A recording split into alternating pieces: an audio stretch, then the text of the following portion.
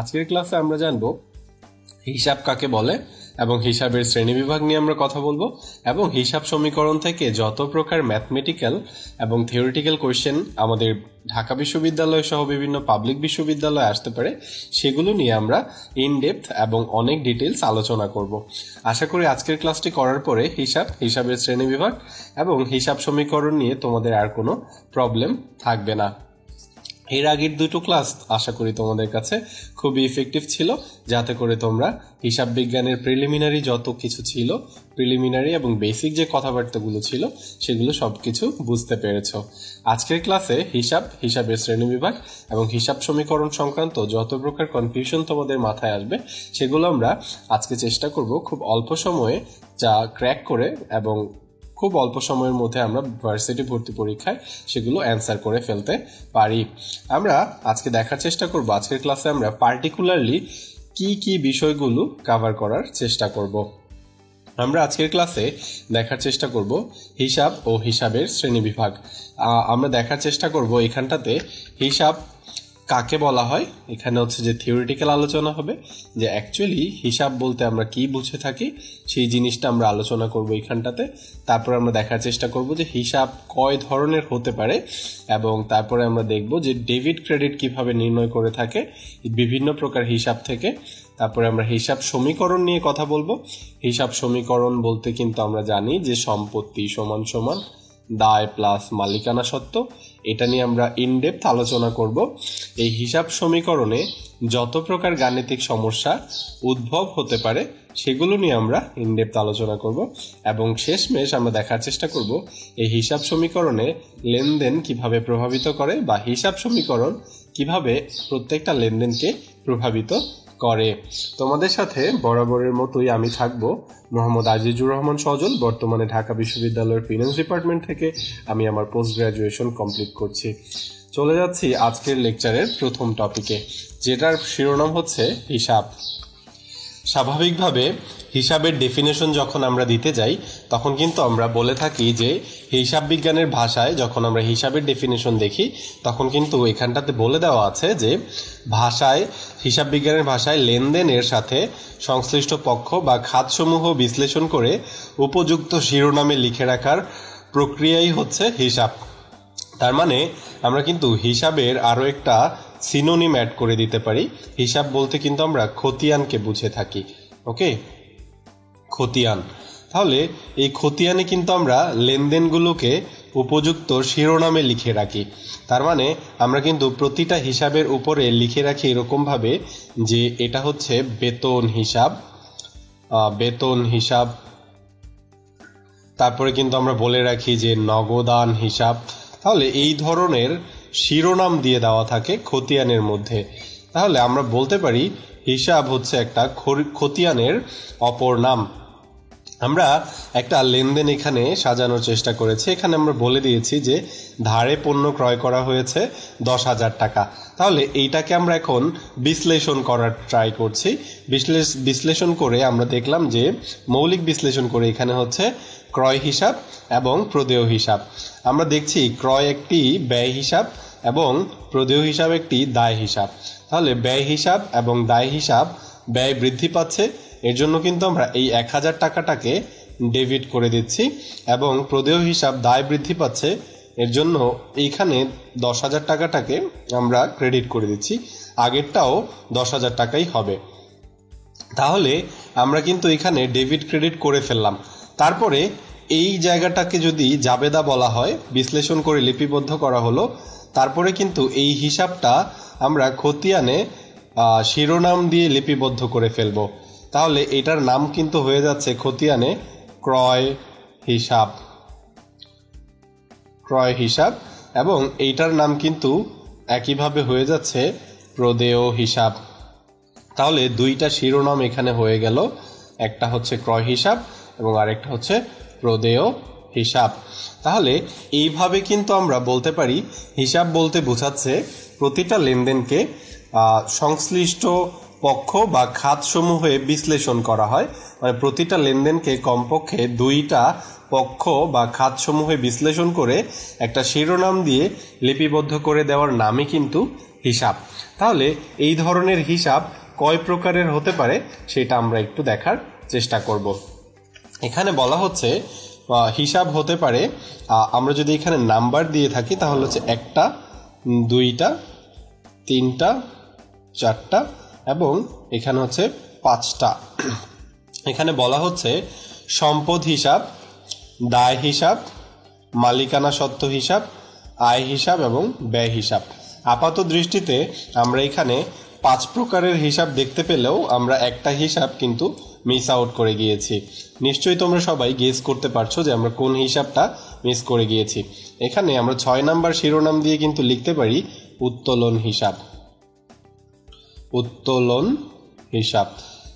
তাহলে উত্তোলন হিসাব কিন্তু যদিও বিপরীত মালিকানা সত্ত্ব, তারপরও কিন্তু আমরা এই উত্তোলন হিসাবকে লিপিবদ্ধ করে দিতে পারি। তাহলে এখানে যদি আমরা হিসাবের শ্রেণীবিভাগ করে থাকি তাহলে এখানে আমরা বলতে পারি যে হিসাবকে আমরা মোটামুটি 5 ভাগে প্রধান ভাগে ভাগ করতে পারি। আরও এক প্রকারের হিসাবকে আমরা তুলে আনতে পারি এখানে, যেটার নাম দিতে পারি উত্তোলন হিসাব, যা মালিকানা সত্ত্বকে কমায় দেয়। এজন্য এই উত্তোলন হিসাবকে কিন্তু বলা হচ্ছে বিপরীত মালিকানা সত্ত্ব হিসাব। বিপরীত মালিকানা সত্ত্ব হিসাবকে আমরা ওনার্স ইকুইটি লিখে দিলাম, যা মালিকানা সত্ত্ব হিসাবকে কমিয়ে দিচ্ছে। ওকে, এখন যদি আমরা বলি সম্পদ হিসাব কি, আমরা কিন্তু বলতে পারি সম্পদ হিসাব হচ্ছে সম্পত্তি সমান সমান দায় প্লাস মালিকানা সত্ত্ব। তাহলে যদি আমরা সম্পদ হিসাবে ডেফিনেশন দিই তাহলে কিন্তু আমরা খুব সহজেই বলতে পারি যে কোম্পানির উপর এই দায়, আমরা আগে দায়ের ডেফিনেশনটা দেখে নিই। এই দায় হচ্ছে বোঝাচ্ছে কোম্পানির উপর বা প্রতিষ্ঠানের উপর তৃতীয় পক্ষের দাবি। তার মানে আমরা এটার ডেফিনেশন দিচ্ছি, দায় হিসাব বলতে বোঝাচ্ছি কোম্পানির উপর তৃতীয় পক্ষের দাবি।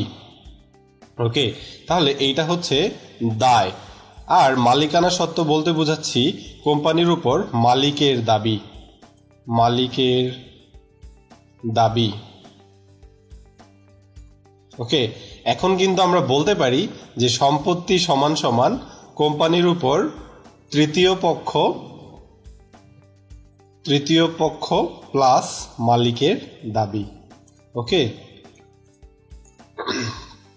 মালিকের দাবি আমরা এখানে লিখে দিচ্ছি।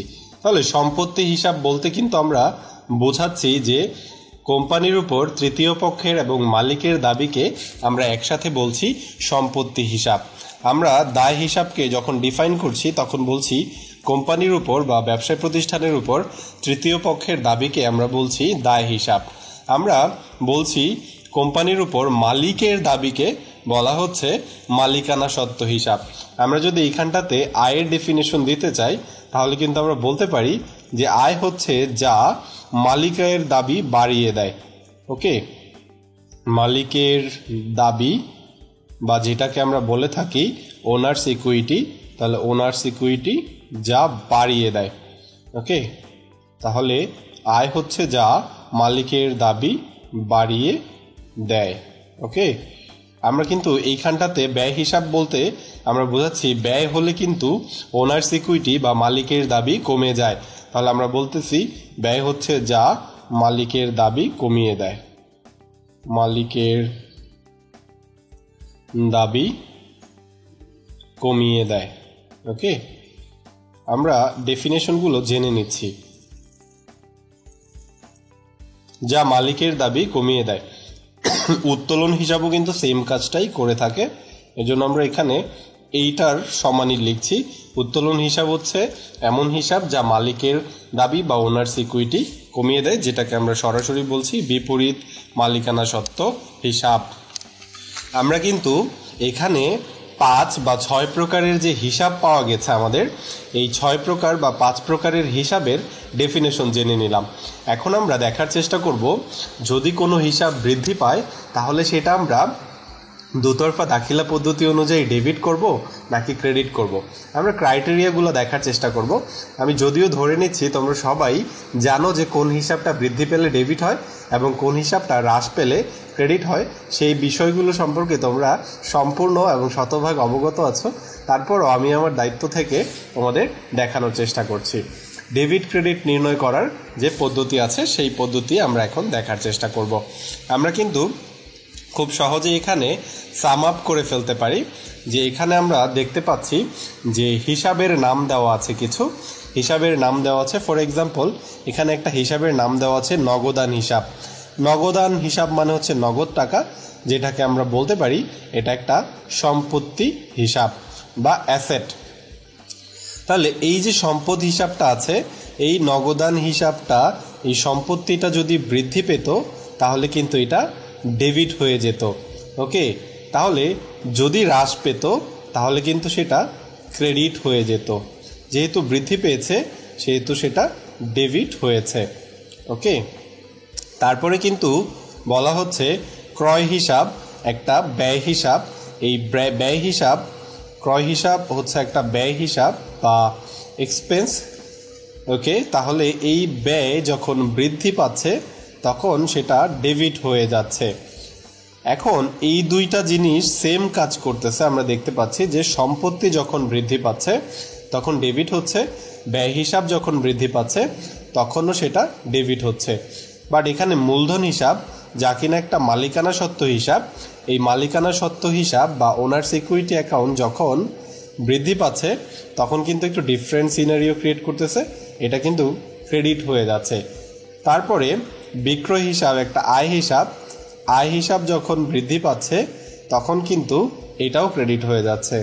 এবং প্রদেয় হিসাব একটি দায় হিসাব, তার মানে এই দায় যখন বৃদ্ধি পাচ্ছে তখন কিন্তু এটা ক্রেডিট হয়ে যাচ্ছে। তার মানে আমরা একটা জিনিস কনক্লুড করতে পারি, এখানে আরও একটা জিনিস আছে, সেটা হচ্ছে যে আমরা উত্তোলন হিসাবটাকে এখানে কনসিডার করিনি। এখন এখানে আমরা দেখতে পাচ্ছি যে সম্পত্তি এবং ব্যয় এই দুইটা যদি বেড়ে যায়, সম্পত্তি এবং ব্যয় যদি বেড়ে যায় তাহলে কিন্তু ডেবিট হয়ে যাচ্ছে। এবং আমরা দেখতে পাচ্ছি যদি আয়, মালিকানা সত্ত্ব এবং দায় এই তিনটা যদি বেড়ে যায় তখন কিন্তু ক্রেডিট হয়ে যাচ্ছে। তার মানে এইটা যদি না বাড়তো, সম্পত্তি এবং ব্যয় যদি না বাড়তো তাহলে কিন্তু উল্টা সিনারিও হতো। যদি সম্পত্তি এবং ব্যয় কমে যেত তখন কিন্তু সেটা ক্রেডিট হয়ে যেত। ওকে, এবং এই আয়, মালিকানা সত্ত্ব এবং দায় যদি হ্রাস পেত তখন কিন্তু এটা ডেবিট হয়ে যেত। তাহলে আমরা কিন্তু ভাইস ভার্সা একটা জিনিস দেখতে পেলাম। এখানে সম্পত্তি এবং ব্যয়ের সাথে কিন্তু আমরা উত্তোলনকে অ্যাড করে দিতে পারি। উত্তোলন যদি বেড়ে যায় তাহলে কিন্তু সেটা ডেবিট হয়ে যায় এবং উত্তোলন যদি কমে যায় তাহলে কিন্তু সেটা ক্রেডিট হয়ে যায়। তাহলে এই জিনিসগুলো খুবই প্রিলিমিনারি এবং বেসিক কথাবার্তা, আশা করি তোমরা সবাই এগুলোর সাথে অবগত আছো। এখন আমরা দেখার চেষ্টা করব লেনদেনের কিছু বৈশিষ্ট্য। এই লেনদেনের বৈশিষ্ট্য আমরা প্রিভিয়াস ক্লাসেও আমরা দেখেছিলাম, কিন্তু আজকে আমরা একটা উদ্দেশ্য প্রণোদিতভাবে দেখার চেষ্টা করছি যে লেনদেনের বৈশিষ্ট্যগুলো থেকে আমরা কিছু কনক্লুড করতে পারি কিনা। আমাদের প্রথম বৈশিষ্ট্য ছিল কিন্তু টাকায় পরিমাপযোগ্য হতে হবে লেনদেন হওয়ার জন্য, দুটি পক্ষ হতে হবে লেনদেন হওয়ার জন্য, এবং তৃতীয় যার পাশে 3টা স্টার দেওয়া আছে সেখানে বলা হচ্ছে আর্থিক অবস্থার পরিবর্তন হতে হবে লেনদেন হওয়ার জন্য। তারপর বলা হচ্ছে প্রত্যেকটা লেনদেন স্বতন্ত্র এবং স্বয়ংসম্পূর্ণ হতে হবে এবং অদৃশ্য লেনদেনও কিন্তু লেনদেন হতে পারে। তাহলে এই সবগুলো নিয়ে আমরা কনসিডার আজকে করছি না। আজকে আমরা লেনদেনের যে বৈশিষ্ট্য নিয়ে আলোচনা করছি সেটা হচ্ছে আর্থিক অবস্থার পরিবর্তন। তার মানে লেনদেন হতে হলে আর্থিক অবস্থার পরিবর্তন হতে হবে। আচ্ছা, আমরা আর্থিক অবস্থার বিবরণী করে এসেছি সবাই। যদি আমরা আর্থিক অবস্থার বিবরণী করে থাকি তাহলে কিন্তু আমরা আর্থিক অবস্থার বিবরণী বলতে কিন্তু বুঝে থাকি যে আর্থিক অবস্থার বিবরণী বলতে কিন্তু আমরা বুঝে থাকি ব্যালেন্স শিট। ওকে, তাহলে আমরা কিন্তু ব্যালেন্স শিট বুঝে থাকি। আর্থিক অবস্থার বিবরণী বা ব্যালেন্স শিটের মধ্যে কি থাকে বলো তো? আমরা প্রথমে লিখি সম্পত্তি সমূহ, তারপরে আমরা লেখার চেষ্টা করি দায়, এবং তারপরে লেখার চেষ্টা করি মালিকানা সত্ত্ব সমূহ। তাহলে সম্পত্তির সমান সমান হয় দায় এবং মালিকানা সত্ত্ব। তাহলে আমরা কিন্তু ব্যালেন্স শিট বা আর্থিক অবস্থার বিবরণীতে দেখার চেষ্টা করি তিনটা এলিমেন্ট, একটা হচ্ছে সম্পত্তি, একটা হচ্ছে দায়, এবং আরেকটা হচ্ছে মালিকানা সত্ত্ব। তাহলে আমরা কিন্তু এইরকমও দেখার চেষ্টা করি বা এরকম দেখে থাকি যে সম্পত্তি হবে যদি হয় 100 টাকা, এবং তাহলে দায় আর মালিকানা সত্ত্ব মিলেও হবে 100 টাকা। তার মানে আমরা এটা কনক্লুড করে ফেলতে পারি যে আমাদের আর্থিক অবস্থার বিবরণীতে বলা হয়ে থাকে সম্পত্তি সমান সমান দায় প্লাস মালিকানা সত্ত্ব। তাহলে আর্থিক অবস্থা বলতে কিন্তু বোঝাচ্ছে সম্পত্তি সমান সমান দায় প্লাস মালিকানা সত্ত্ব। তাহলে আমরা কিন্তু বুঝে নিলাম যে লেনদেন হওয়ার একটা বৈশিষ্ট্য হচ্ছে আর্থিক অবস্থার পরিবর্তন। তার মানে হচ্ছে যে লেনদেন হতে হলে অবশ্যই এই আর্থিক অবস্থা বা হিসাব সমীকরণ, এটার আরেকটা নাম কিন্তু হচ্ছে হিসাব সমীকরণ। এই হিসাব সমীকরণটাই কিন্তু আমার আর্থিক অবস্থা প্রকাশ করে। তার মানে আমরা বলে ফেলতে পারি লেনদেন হওয়ার একটা ইম্পর্টেন্ট বৈশিষ্ট্য হচ্ছে আর্থিক অবস্থার পরিবর্তন হওয়া, তার মানে হিসাব সমীকরণের পরিবর্তন হওয়া।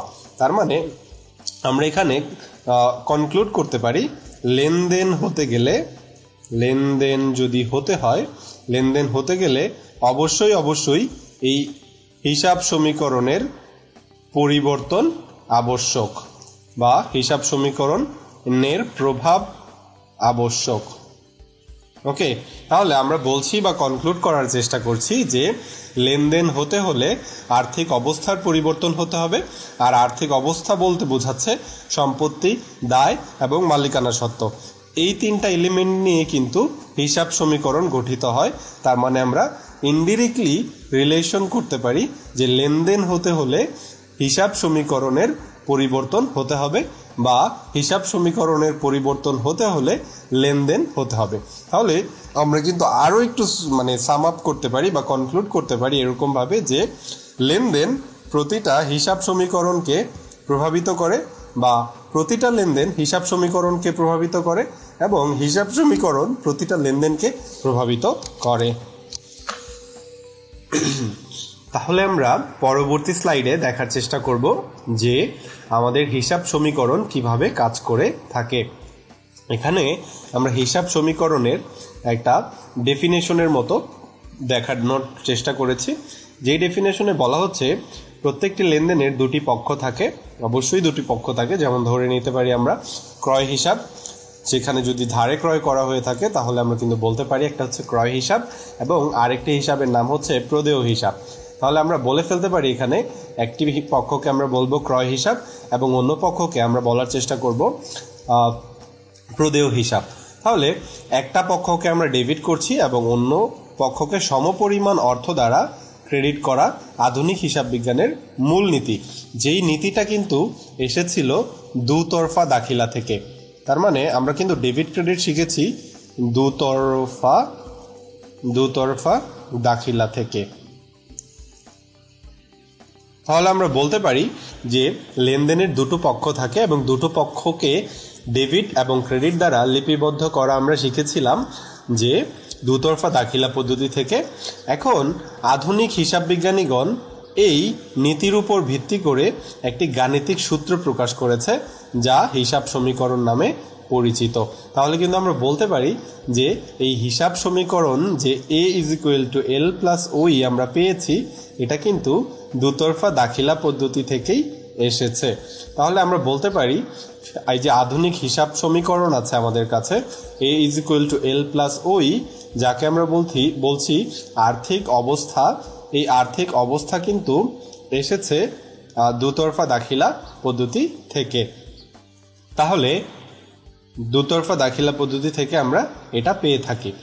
এখন এই যে এটার একটা ফর্ম আছে, এই ফর্মটাকে বলা হচ্ছে A = L + OE। আমরা এখানে লেখার চেষ্টা করি এই হিসাব সমীকরণটা এই হিসাব সমীকরণটা A is equal to L plus O E বলতে বোঝাচ্ছে এই ও এখানে প্রকাশ করছে owners' equity, owners' equity. Okay, তাহলে ওনার্স ইকুইটি, এই ওনার্স বলতে বোঝাচ্ছে এক মালিকানা প্রতিষ্ঠানের যে মালিক আছে সেই ওনার্সের ইকুইটি। আমরা যদি বলতে চাই যে এটা এক মালিকানা ব্যবসায় প্রতিষ্ঠান না, এটা হচ্ছে একটা অংশীদারি ব্যবসায় প্রতিষ্ঠান, তখন কিন্তু আমরা এরকম বলবো A is equal to L plus P. এখানে পি বলতে বোঝাচ্ছে পার্টনার্স ইকুইটি, আমরা কিন্তু এখানে বলবো পার্টনার্স ইকুইটি। আবার যদি আমাদের প্রশ্ন করা হয় এটা একটা পাবলিক লিমিটেড কোম্পানির ইকুইটি, তখন কিন্তু আমরা বলবো A is equal to L plus S E. তার মানে এই এস বলতে বোঝাচ্ছে শেয়ার হোল্ডার্স ইকুইটি।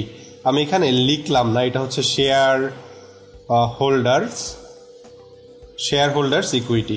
তার মানে আমরা কিন্তু বলতে পারি যে এই যে ও আছে এখানে ওনার্স ইকুইটির, এখানে পিই আছে পার্টনার্স ইকুইটির, এখানে এসই আছে শেয়ার হোল্ডার্স ইকুইটিস, তাহলে এই সবগুলো ও পি এস এই কোনো কিছুই কিন্তু মৌলিক হিসাব সমীকরণে ছিল না।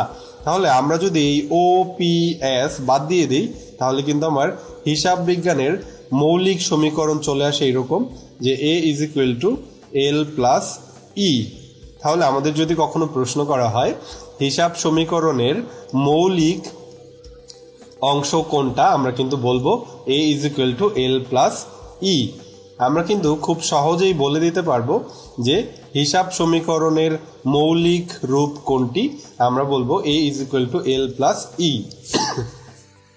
তাহলে কিন্তু আর কোনো কনফিউশন আমাদের মাঝে রইল না। এখানে ও পি এস এই ধরনের কোনো লেটার আমরা আননেসেসারি অ্যাড করব না। তাহলে কিন্তু আমরা এখানে দেখতে পাচ্ছি যে হিসাবের মৌলিক সমীকরণ কিন্তু এখানে আমরা পেয়ে গিয়েছি যে A is equal to L plus E. এখন এই A is equal to L plus E কে কিন্তু আমরা অন্য ইকুয়েশনেও দাঁড় করাতে পারি। আমি যদি বলি L is equal to A minus E, এটাও কিন্তু একটা ফর্ম হয়ে যায়। আবার যদি বলি E is equal to A minus L, আমরা কিন্তু এইরকমভাবেও ইকুয়েশন ডিরাইভ করতে পারি, একটা ইকুয়েশন থেকে আরও একটা ইকুয়েশনেও ডিরাইভ করতে পারি। কিন্তু আমাদের যদি কখনো কোয়েশ্চেন করা হয় মৌলিক হিসাব সমীকরণ কোনটি, আমরা কিন্তু অবশ্যই এই ডিরাইভ করাগুলোতে যাব না। যদিও এটা ম্যাথমেটিক্যালি কারেক্ট, বাট আমরা ডিরাইভ করার সূত্রগুলোতে যাব না। আমরা বলার চেষ্টা করব হিসাব সমীকরণের মৌলিক রূপ হচ্ছে A is equal to L plus E, যেটা এখানে দেওয়া আছে। তাহলে এখানে আমরা এই এল প্লাস ই থেকে আমরা কিন্তু একটা বর্ধিত সমীকরণ প্রকাশ করতে পারি। এখানটাতে কিন্তু আমরা দেখতে পারি যে সম্পত্তি সমান সমান দায়, এবং এই ইকুইটির মধ্যে কিন্তু আছে এরকম, ইকুইটিটাকে আমরা কিন্তু একটু বর্ধিত করতে পারি বা এক্সটেন্ড করতে পারি। সেই এক্সটেনশন করতে যেয়ে আমরা বলতে পারি যে এখানে এল প্লাস সি হচ্ছে ক্যাপিটাল বা মূলধন, ডি হচ্ছে ড্রয়িংস বা উত্তোলন, আর হচ্ছে রেভিনিউ বা আয়, এবং ই হচ্ছে এক্সপেন্স। তাহলে আমরা কিন্তু যদি আমাদের প্রশ্ন করা হয় হিসাব সমীকরণের বর্ধিত রূপ কোনটি, তাহলে আমরা কিন্তু বলার চেষ্টা করব যে হিসাব সমীকরণের বর্ধিত রূপ হচ্ছে সম্পত্তি সমান সমান দায় প্লাস মূলধন মাইনাস উত্তোলন প্লাস রেভিনিউ বা আয় মাইনাস ব্যয়। এইভাবে কিন্তু আমরা খুব সহজেই বর্ধিত সমীকরণ বের করে ফেলতে পারছি। তাহলে কিন্তু আমাদের এই আজকের আলোচনায় আমরা কিছু জিনিস কনক্লুড করে ফেলতে পারি খুব সহজেই। আমরা কিন্তু প্রথমে বললাম হিসাব সমীকরণ হচ্ছে সম্পত্তি, দায় এবং মালিকানা সত্ত্বের মধ্যে একটা সম্পর্ক প্রকাশ করে।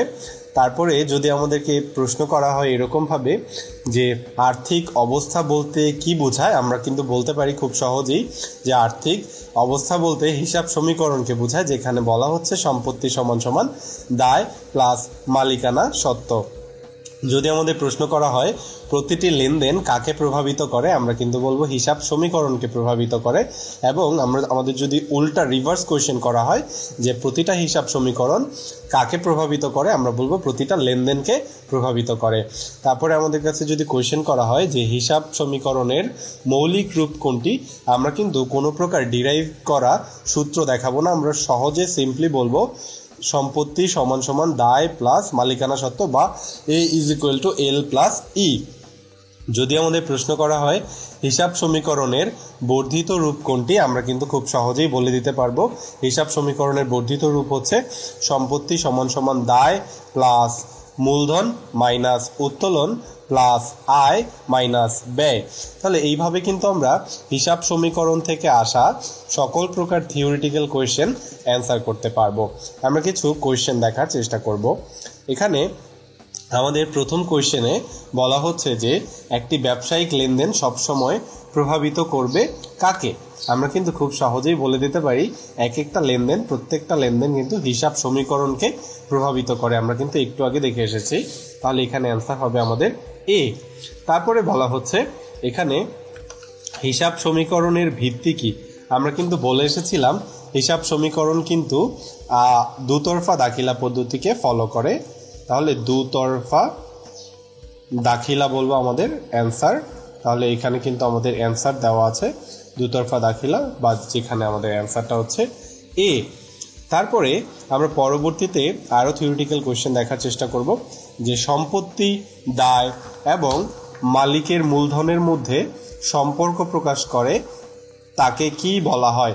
এখানে আমরা কিন্তু সম্পত্তি সমান সমান দায় প্লাস মালিকানা সত্ত্ব এই ধরনের একটা সম্পর্ক প্রকাশ করে থাকি কিসের মাধ্যমে, খুব সহজেই কিন্তু আমরা বলে ফেলতে পারবো যে হিসাব সমীকরণের মাধ্যমে। তাহলে আমরা হিসাব সমীকরণের মাধ্যমে অ্যান্সার খুব সহজেই কিন্তু দিয়ে দিতে পারছি। তারপরে আমরা পরবর্তী কোয়েশ্চেনে যদি চলে যাই, আমাদের কাছে কোয়েশ্চেন করা হয়েছে যে মৌলিক হিসাব সমীকরণ সাধারণত যেভাবে প্রকাশ করা হয়।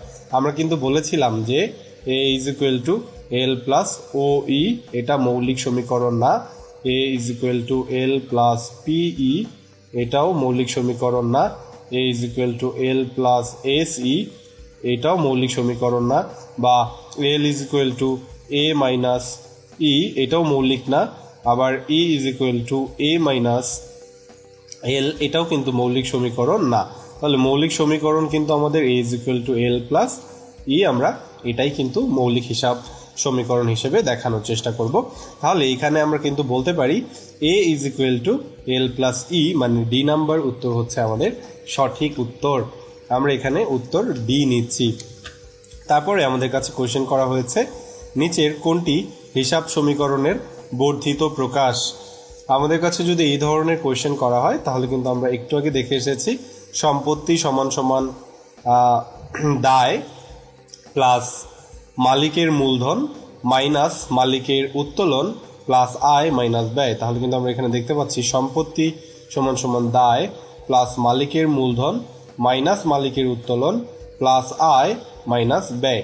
তাহলে এই সূত্র ছাড়া কিন্তু কোনোটাই আমার হচ্ছে না। তাহলে কিন্তু আমরা এখানে বলতে পারি এখানের অ্যান্সার হচ্ছে সি। তাহলে আমরা উত্তর সি ধরে নিচ্ছি।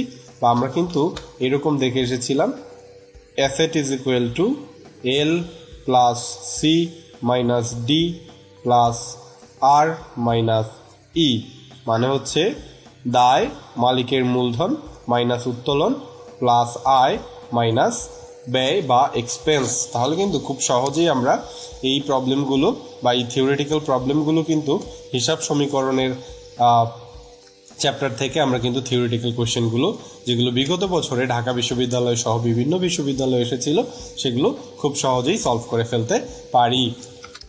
তাহলে এই ধরনের যে থিওরিটিক্যাল প্রবলেমগুলো যদি আমরা সলভ করতে পারি তাহলে আমরা হিসাব সমীকরণ থেকে কিছু ম্যাথমেটিক্যাল জিনিসগুলো দেখার চেষ্টা করব যে এগুলো আমরা কিভাবে সলভ করে ফেলতে পারি। আমরা কিন্তু হিসাব সমীকরণ বলতে বোঝাচ্ছি যে সম্পত্তি সমান সমান দায় প্লাস মালিকানা সত্ত্ব। তাহলে আমরা যদি একটু নাম্বার নিয়ে ডিল করার চেষ্টা করি হিসাব সমীকরণ থেকে তাহলে কিন্তু আমরা খুব সহজেই বলতে পারি, ফর এক্সাম্পল ধরে নিচ্ছে আমার সম্পত্তি আছে 10,000 টাকা এবং আমার দায় আছে 7,000 টাকা। এখন যদি আমাকে প্রশ্ন করা হয় যে মালিকানা সত্ত্বের পরিমাণ কত, আমরা কিন্তু খুব সহজেই অ্যান্সার করে দিতে পারবো যে আমাদের মালিকানা সত্ত্বের পরিমাণ হচ্ছে 3,000 টাকা। এখন আমাদের ঢাকা ইউনিভার্সিটিতে কিন্তু ঢাকা ইউনিভার্সিটি সহ বিভিন্ন পাবলিক বিশ্ববিদ্যালয়ের ভর্তি পরীক্ষার প্রশ্ন কিন্তু এত সহজ দিবে না, আমাদের একটু কঠিন করে দেওয়ার চেষ্টা করবে।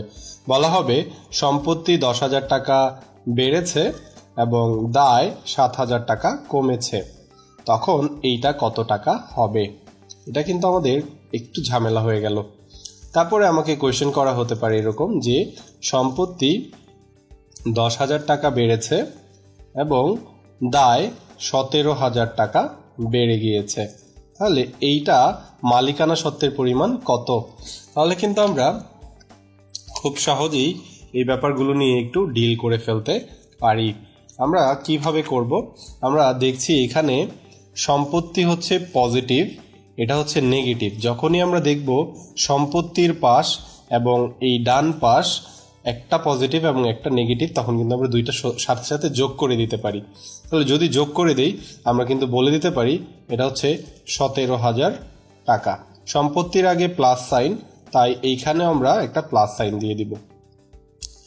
এখন এই ধরনের কিন্তু করতে পারি, এইখানটাতে আমরা দেখলাম যে এইটাও একটা পজিটিভ, এইটাও একটা পজিটিভ, তাহলে দুইটা বিয়োগ করে দিয়েছিলাম আমরা, তাহলে এইখানেও একটা পজিটিভ, এখানেও একটা পজিটিভ, তাহলে আমরা কিন্তু বিয়োগ করে দিব।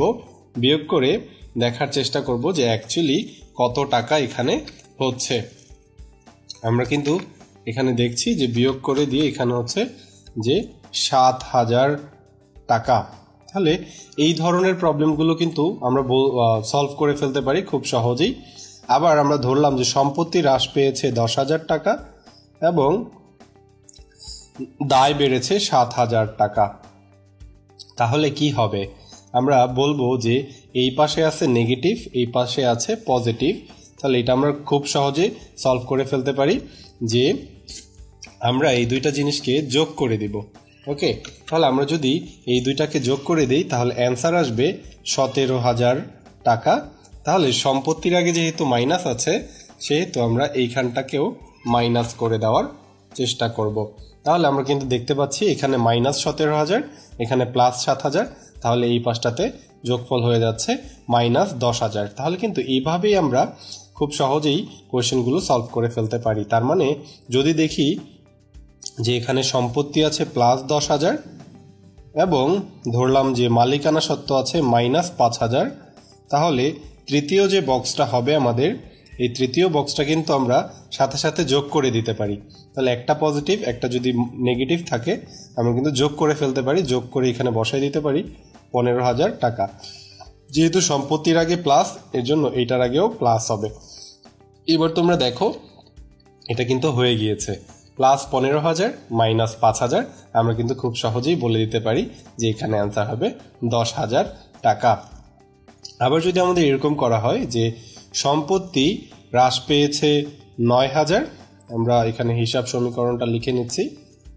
আমাদের যদি এরকম কোশ্চেন করা হয় সম্পত্তি হ্রাস পেয়েছে 9,000 এবং দায় হ্রাস পেয়েছে 5,000, তাহলে কিন্তু দুইটাই মাইনাস হয়ে গেল। তাহলে কিন্তু আমরা খুব সহজেই মাইনাস যদি হয়, দুইটা সেম সাইন হয়, তাহলে বিয়োগ ফল বসাবো, তাহলে এখানে কিন্তু হবে মাইনাস 4,000। আবার যদি এটা পজিটিভ হইতো, সম্পত্তি বৃদ্ধি পেয়েছে 9,000 এবং দায় বৃদ্ধি পেয়েছে 5,000, তাহলে কিন্তু দুইটাই সেম সাইন, মানে এইখানেও পজিটিভ এখানেও পজিটিভ, তাহলে কিন্তু বিয়োগ ফল বসাই দিচ্ছি, এখানে হচ্ছে 4,000। ওকে, তাহলে সম্পত্তির আগে প্লাস সাইন, এখানেও প্লাস সাইন। আমরা কিন্তু এইভাবে কোয়েশ্চেনগুলো করে ফেলতে পারি। কিন্তু এখানে যদি হইতো সম্পত্তি বৃদ্ধি পেয়েছে এবং দায় হ্রাস পেয়েছে, একটা পজিটিভ এবং একটা নেগেটিভ, তাহলে কিন্তু দুইটা আমরা যোগ করে দিতাম, যোগ করে হইতো 14,000, আমরা কিন্তু এখানে 14,000 বসাইতাম। সম্পত্তির আগে প্লাস সাইন, এর জন্য আমরা 14,000-এর আগেও কিন্তু প্লাস সাইন বসায় দিতাম। তাহলে কিন্তু খুব সহজেই আমরা এই ধরনের প্রবলেমগুলো পেয়ে যেতে পারি। যদি আমাদের প্রশ্ন করা হয় কোনো একটা কোম্পানিতে সম্পত্তি বেড়েছে 5,000 এবং মালিকানা সত্ত্ব বেড়েছে 9,000, তাহলে আমাদের দায়ের পরিমাণ কত আমরা কিন্তু খুব সহজেই বলে দিতে পারবো। আমাদের দায়ের পরিমাণ হচ্ছে আমাদের কিন্তু দায়ের পরিমাণ বলে দিতে পারবো যে আমাদের দায় হ্রাস পেয়েছে -4000। তাহলে এইভাবে কিন্তু আমরা হিসাব সমীকরণ নিয়ে ডিল করে ফেলতে পারি। আমরা কিছু কোয়েশ্চেন দেখার চেষ্টা করব এখন, যাতে করে আমরা খুব সহজেই সলভ করে ফেলতে পারি। কোয়েশ্চেন দেখার আগে আমরা এখানে আরও কিছু ইকুয়েশন সাজানোর চেষ্টা করেছি, সেটাও দেখার চেষ্টা করব। আমরা এখানে যে ইকুয়েশনগুলো দেখতে পাচ্ছি সেগুলো নিয়ে আমরা একটু অ্যানালাইসিস করার চেষ্টা করব। এখানে বলা হচ্ছে সম্পত্তি পজিটিভ এবং দায়ও পজিটিভ, তাহলে যেহেতু দুইটা পজিটিভ তাহলে এটার বিয়োগফল এখানে আমরা বসাই দিব। এখানে হবে 3000 টাকা, খুব সহজেই আমরা বলে দিতে পারছি। তারপরে এখানে আমরা দেখতে পাচ্ছি এখানে হচ্ছে সম্পত্তি পজিটিভ বাট দায় নেগেটিভ, তাহলে আমরা কিন্তু বলেছিলাম যে একটা পজিটিভ এবং আরেকটা যদি নেগেটিভ হয় তাহলে আমরা দুইটার যোগফল বসাই দিব। তাহলে এখানে যোগফল হচ্ছে 85,000 টাকা। যেহেতু সম্পত্তির আগে প্লাস সাইন, এই 85,000-এর আগেও প্লাস সাইন হওয়া উচিত, তাহলে আমরা এখানে বসাই দিচ্ছি। তারপরে আমরা দেখতে পাচ্ছি যে সম্পত্তিটা নেগেটিভ কিন্তু দায়টা হচ্ছে পজিটিভ, তাহলে একটা নেগেটিভ একটা পজিটিভ হলেও কিন্তু আমরা এখানে দুইটার যোগফল মানে 85,000 টাকা বসায় দিচ্ছি। যেহেতু সম্পত্তিটা হচ্ছে নেগেটিভ, এর জন্য এখানে নেগেটিভ সাইন বসবে। তাহলে আমরা এইভাবে করে ফেলতে পারছি।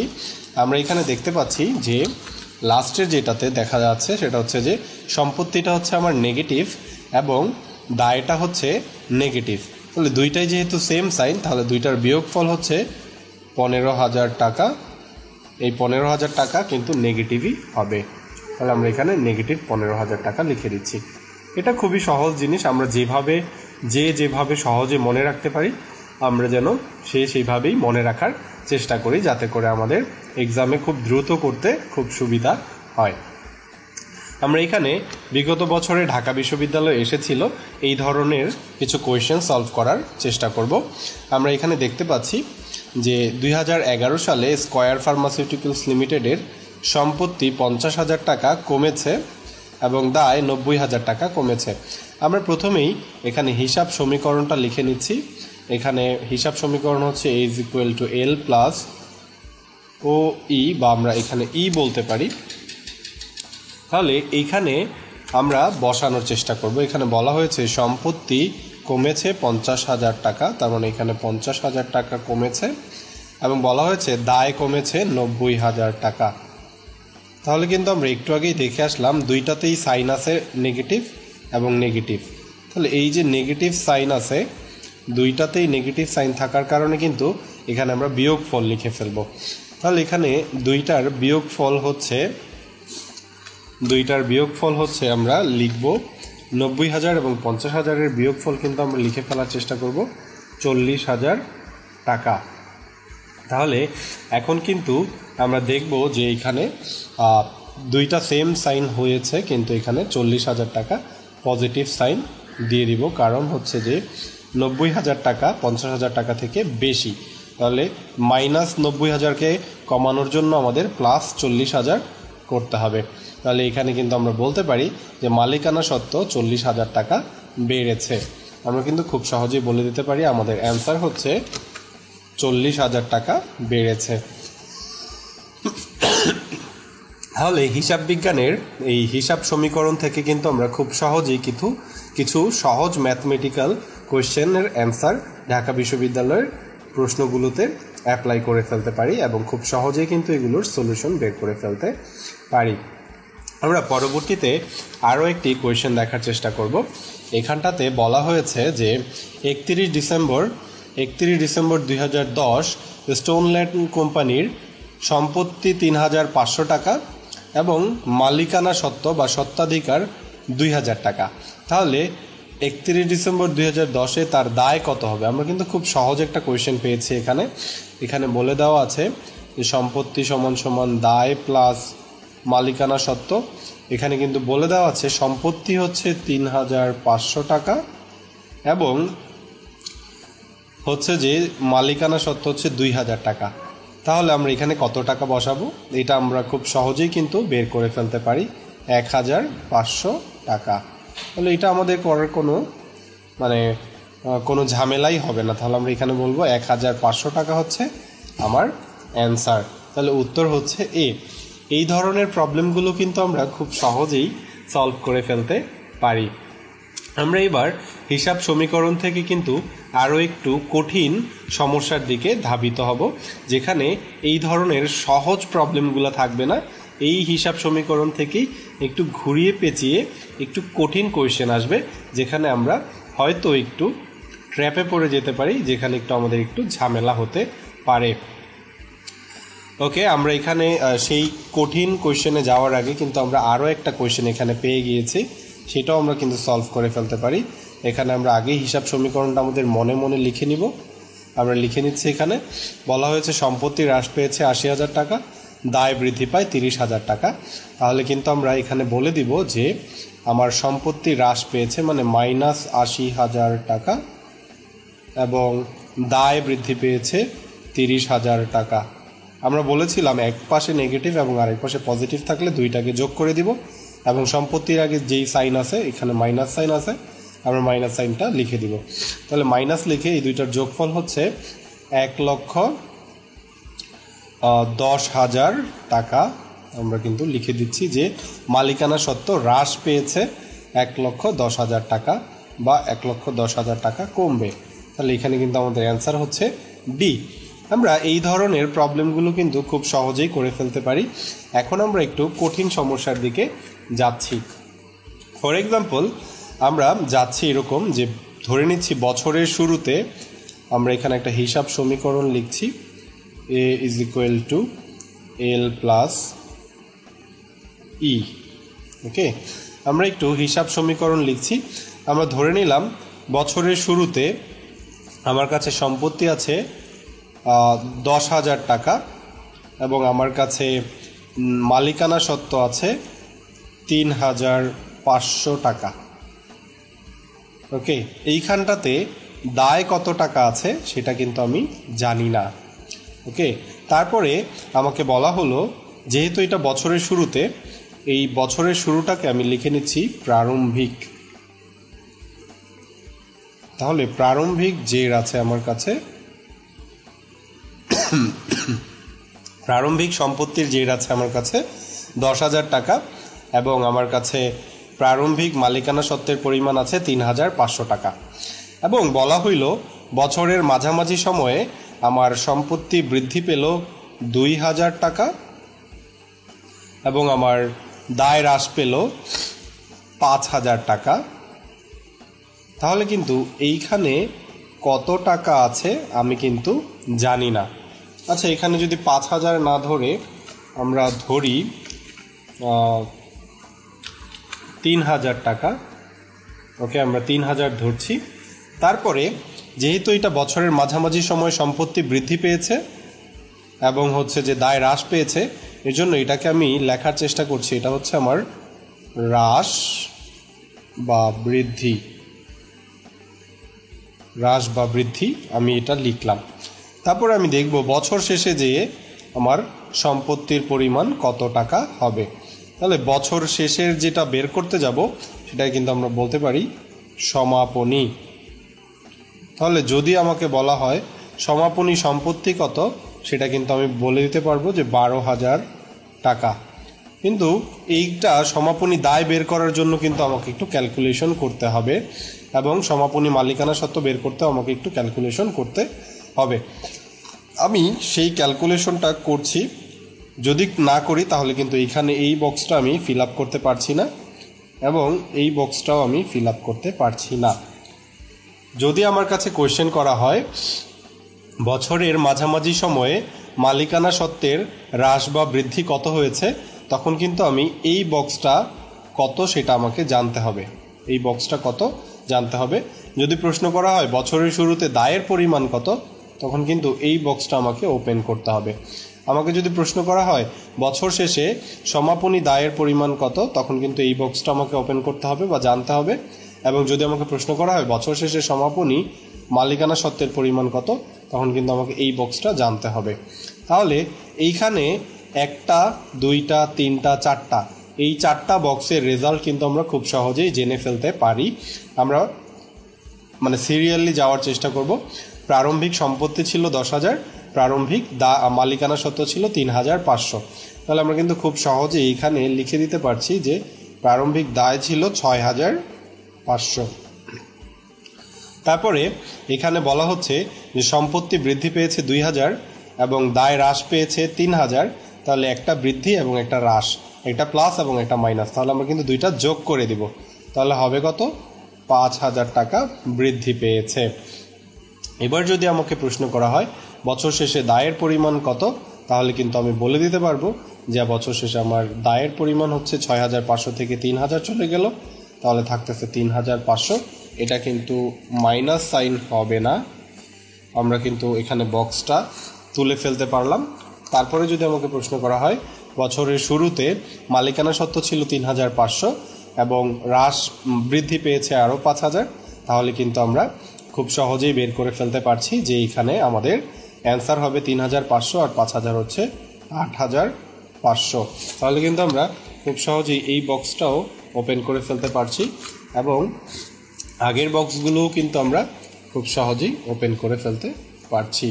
তাহলে এইভাবে আমাদেরকে যদি জিজ্ঞেস করা হয় এরকম কোয়েশ্চেন দিয়ে যে বছরের শুরুতে দায়ের পরিমাণ কত, বছরের শুরুতে মালিকানা সত্ত্বের পরিমাণ কত, কত টাকা সম্পত্তি হ্রাস পেয়েছে বা সম্পত্তি বৃদ্ধি পেয়েছে, আমরা বলবো 2,000 টাকা।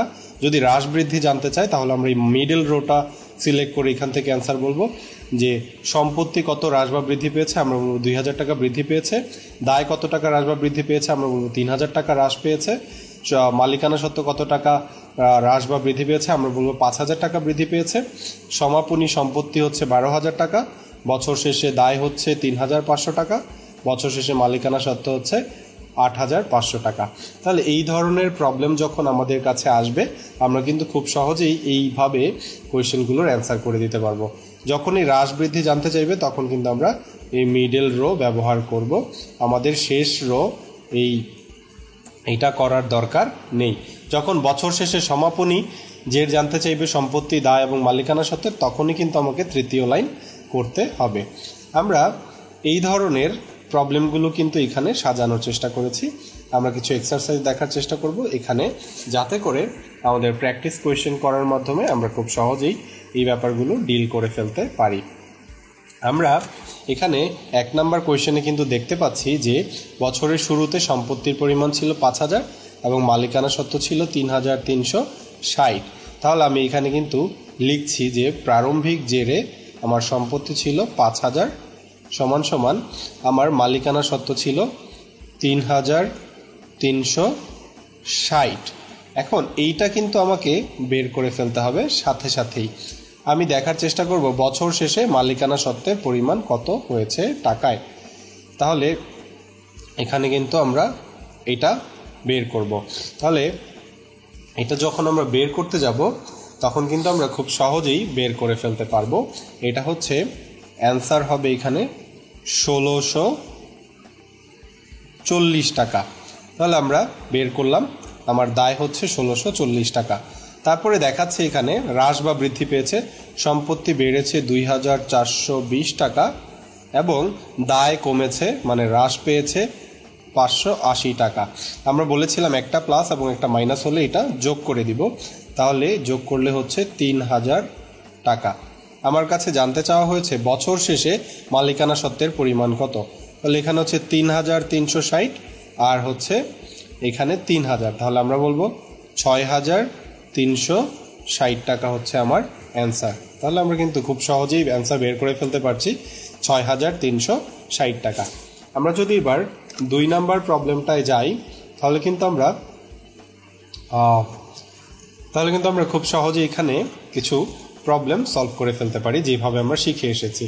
বলা হয়েছে বছরের শুরুতে মালিকের সত্ত্ব আর দায়ের পরিমাণ ছিল 2,500 এবং 500 টাকা। আমরা কিন্তু এখানে লিখব যে 2,500 হচ্ছে যে মালিকানা সত্ত্ব ছিল হচ্ছে 2,500। আমরা এটা একটু মুছে দেওয়ার চেষ্টা করব। এখানে বলে দেওয়া আছে দায়ের পরিমাণ হচ্ছে 500 টাকা এবং মালিকানা সত্ত্বের পরিমাণ হচ্ছে 2500 টাকা।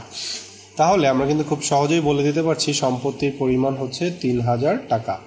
তারপর বলা হয়েছে উক্ত বছরে সম্পত্তি বেড়েছে 410 টাকা এবং মালিকের সত্ত্ব বেড়েছে 460 টাকা।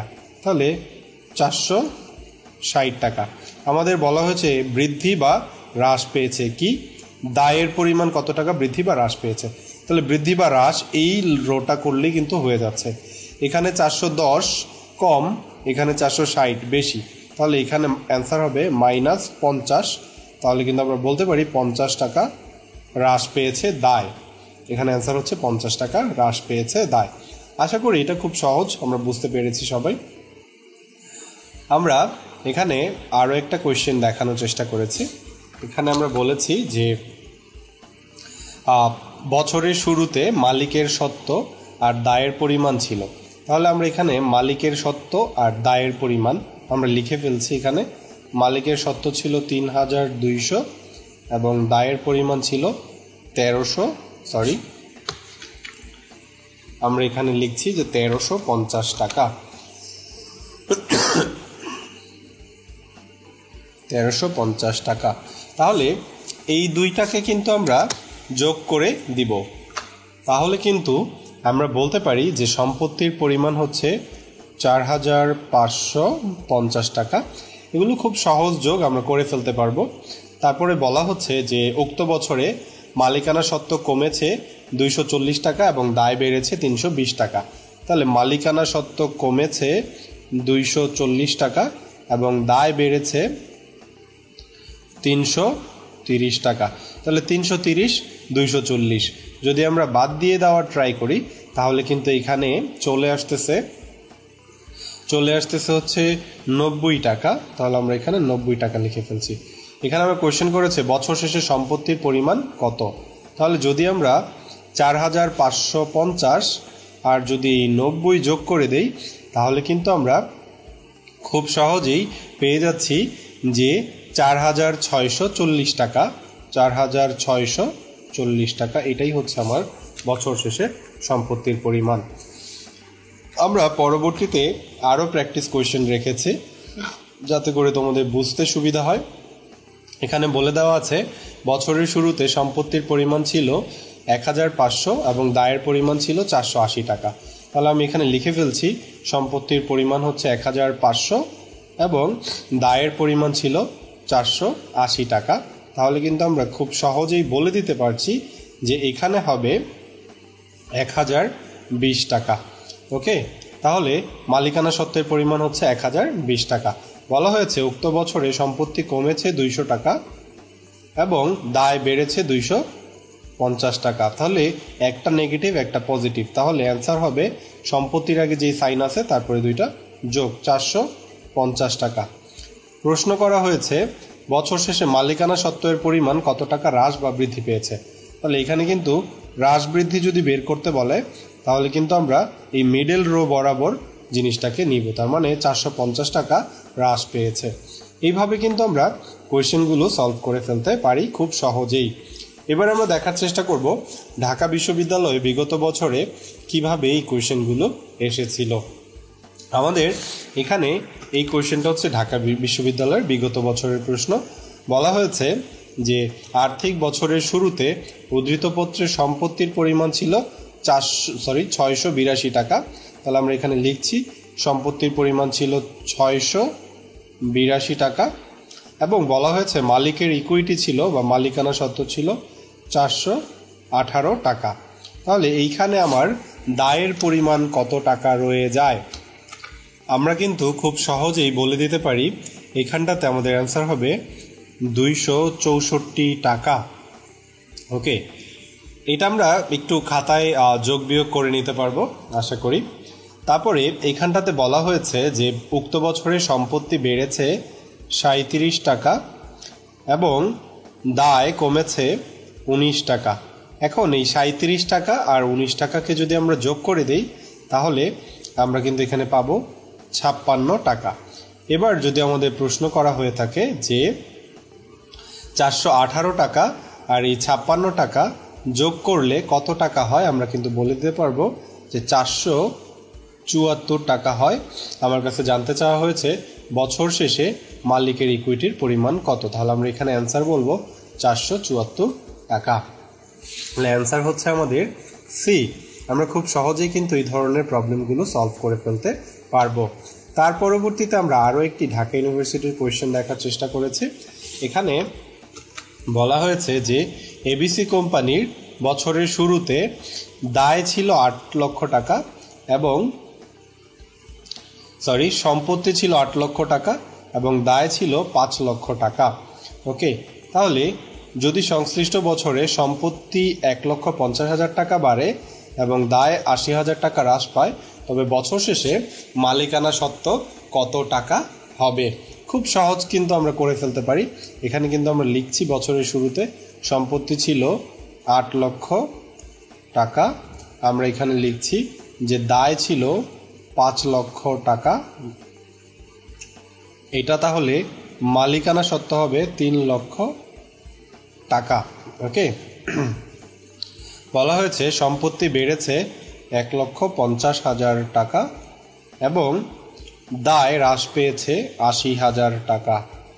তাহলে আমরা বলছি এইটা পজিটিভ এবং এটা নেগেটিভ, তাহলে আমরা দুইটাকে যোগ করে দিব, বলবো এখানে হবে 2,30,000 টাকা। তাহলে বছর শেষে মালিকানা সত্ত্ব এখানে হচ্ছে 3 লক্ষ টাকা এবং এখানে হচ্ছে 2,30,000 টাকা। আমরা বলবো অ্যান্সার হবে 5,30,000 টাকা অ্যান্সার। তাহলে এখানে আমাদের অ্যান্সার হবে ডি বা 5,30,000 টাকা। তাহলে এইভাবে কিন্তু আমরা খুব সহজেই কোয়েশ্চেনগুলোর সলিউশন বের করে ফেলতে পারি, বা এই ধরনের প্রবলেমগুলো কিন্তু আমরা খুব সহজেই ইউনিভার্সিটি অ্যাডমিশন টেস্টে ডিল করে ফেলতে পারি। আমরা এখন দেখার চেষ্টা করব যে হিসাব সমীকরণে লেনদেনের প্রভাব কীরকম হয়ে থাকে। যদি আমি প্রশ্ন করে থাকি যে আমরা যদি একটা কোয়েশ্চেন করে থাকি যে কোনো আসবাবপত্র ব্যবসায়ী আসবাবপত্র ক্রয় করলো 10,000 টাকা, তাহলে আমরা যদি বলি আসবাবপত্র ব্যবসায়ী আসবাবপত্র ক্রয় করলো 10,000 টাকা, তখন কিন্তু আমরা জাবেদা দিব এরকম যে ক্রয় হিসাব ডেবিট 10,000 টাকা, এবং যদি সেটা ধারে ক্রয় করে থাকি তাহলে কিন্তু আমরা বলছি যে ধারে ক্রয় করে থাকলে কিন্তু আমরা বলছি যে প্রদেয় হিসাব ক্রেডিট 10,000 টাকা। তাহলে এর ফলে কি হচ্ছে আমরা একটু যদি হিসাব সমীকরণে দেখার চেষ্টা করি তাহলে কিন্তু ব্যাপারটা খুব সহজ হয়। আমরা কিন্তু দেখছি ক্রয় মানে একটা ব্যয়, মানে মালিকানা সত্ত্ব হ্রাস পেল 10,000 টাকা, এবং ধারে ক্রয় করার ফলে আমাদের কিন্তু দায় বৃদ্ধি পেল 10,000 টাকা। এই পাশের কিন্তু চেঞ্জ মানে সম্পত্তির পাশের চেঞ্জ কিন্তু 0, মানে কোনো চেঞ্জ হলো না। তাহলে এই ধরনের একটা লেনদেন হয়ে গেল। আমরা ধরে নিতে পারি যে একটা প্রিলিমিনারি অবস্থা ধরে নিলাম যে আমার ব্যবসায়ে সম্পত্তি প্লাস দায় প্লাস মালিকানা সত্ত্বের পরিমাণ ছিল, আগে ছিল এখানে 1 লক্ষ এবং দায় ছিল 50,000 এবং মালিকানা সত্ত্ব ছিল 50,000 টাকা। এখন এই লেনদেনটার ফলে এখানে 10,000 টাকা বাড়লো দায় এবং মালিকানা সত্ত্ব হ্রাস পেল 10,000 টাকা। তাহলে মালিকানা সত্ত্ব হ্রাস পেল 10,000 টাকা। এবার যদি আমরা যোগফল বের করতে চাই তাহলে সম্পত্তির পাশে আছে 1 লক্ষ টাকা এবং দায়ের পাশে আছে 60,000 টাকা এবং মালিকানা সত্ত্বের পাশে আছে হচ্ছে 40,000 টাকা। এর ফলে কিন্তু সম্পত্তির এই পাশ 1 লক্ষ রইল এবং এই পাশও 1 লক্ষ রইল। তাহলে দুই পাশ কিন্তু অপরিবর্তিত থাকলো। ঠিক আছে, দুই পাশ অপরিবর্তিত থাকলো,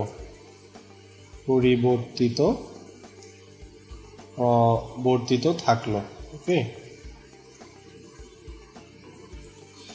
এখন যদি আমরা আরও একটা লেনদেন দেখার চেষ্টা করি যে আসবাবপত্র ব্যবসায়ী নগদে আসবাবপত্র ক্রয় করলো 10,000 টাকা দিয়ে, তখন কিন্তু আমার জাবেদাটা এরকম হয়ে যাবে যে ক্রয় হচ্ছে ডেবিট 10,000 টাকা, এবং আমরা এখানে বলা হচ্ছে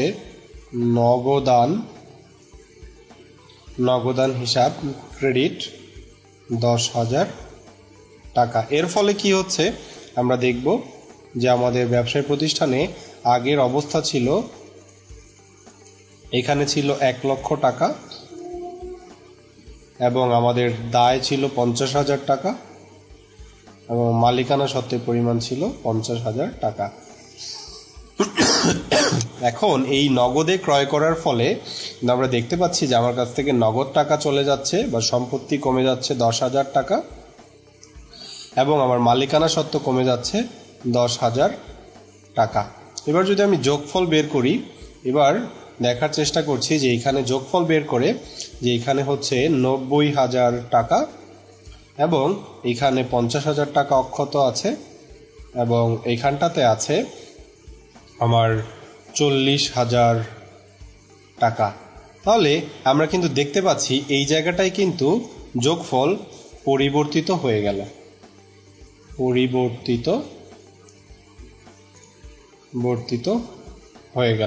পরিবর্তিত হলো। ওকে, তাহলে আমরা দেখতে পাচ্ছি আসবাবপত্রটা যখন নগদে ক্রয় করা হলো তখন কিন্তু আমার ব্যবসায়ের যে হিসাব সমীকরণ আছে সেটার টাকার অ্যামাউন্ট দুই পাশে, মানে এখানে 90,000 হয়ে গেল, এখানেও 90,000 হয়ে গেল।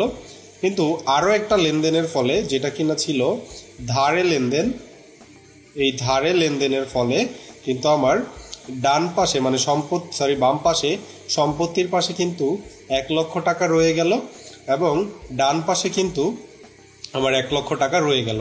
তার মানে আমার আর্থিক অবস্থা বা হিসাব সমীকরণটা কিন্তু অপরিবর্তিত রইল ধারে লেনদেনের ফলে। আমরা বলছি যে ধারে লেনদেনের ফলে অপরিবর্তিত রইল এবং নগদ লেনদেনের ফলে পরিবর্তিত হলো টাকার অ্যামাউন্ট। তাহলে যখন কোনো লেনদেনের ফলে আমার হিসাব সমীকরণের দুই পাশের টাকার অ্যামাউন্ট পরিবর্তিত হলো, তাহলে এই ধরনের পরিবর্তনকে আমরা বলবো নিট বা পরিমাণগত পরিবর্তন। এবং যে সকল লেনদেনের ফলে আমার হিসাব সমীকরণের দুই পাশ অপরিবর্তিত থাকলো সেই ধরনের পরিবর্তনকে কিন্তু আমরা বলার চেষ্টা করব যে কাঠামোগত পরিবর্তন বা গুণগত পরিবর্তন। তাহলে আমাদের কিন্তু মাথায় রাখতে হবে যে হিসাব সমীকরণে লেনদেনের বা হিসাব সমীকরণের যে পরিবর্তন হতে পারে সেই পরিবর্তন কিন্তু দুই ধরনের হয়ে থাকে।